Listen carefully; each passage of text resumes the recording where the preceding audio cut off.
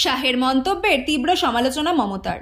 দুদিন আগে উত্তরবঙ্গে ভোট প্রচারে এসে কেন্দ্রীয় স্বরাষ্ট্রমন্ত্রী অমিত শাহ ভূপতিনগরে এনআইএ আধিকারিকের উপর হামলার ঘটনায় তীব্র সমালোচনা করেন। তৃণমূলকে হুঁশিয়ারি দিয়ে বলেন, উল্টো করে ঝুলিয়ে মেরে সোজা করে দেব।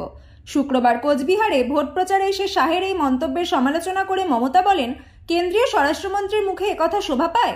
পাশাপাশি তিনি প্রধানমন্ত্রী নরেন্দ্র মোদীর কড়া সমালোচনা করে বলেন, প্রধানমন্ত্রী বলছেন 4 জুনের পর দুর্নীতির বিরুদ্ধে আরো করা হবে। আমি তো বলি সব থেকে বড় চোর তো তোমাদের প্রার্থী। हम चुन चुन के सबको हम अरेस्ट करेंगे, जेल में ले जाएंगे। अब चुन चुन के पहले आपको बीजेपी चोर को पकड़ाओ। নাম না করে তিনি বিজেপি প্রার্থী নিশীথ প্রামাণিককে এভাবেই খোঁচা দেন। তিনি বলেন, আগে আগে একটা একটা করে বিজেপির চোরগুলোকে ধরো, আবার তৃণমূলকে চোর বলছে। আসলে ওরা একটা বড় ডাকাত। সংখ্যালঘু ভাই বোনদের উদ্দেশ্যে মুখ্যমন্ত্রী বলেন, ওরা ভয় দেখাবে, ভয় পাবেন না, মাথা ঠান্ডা রাখুন, শান্তি বজায় রাখুন, বিজেপিকে হাঁটানোর সিদ্ধান্ত নিতে হবে।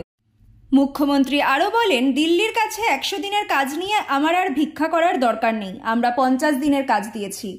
আমরা আছি বলে বাঘের বাচ্চার মতো লড়াই করি, আমরা জীবন দেবো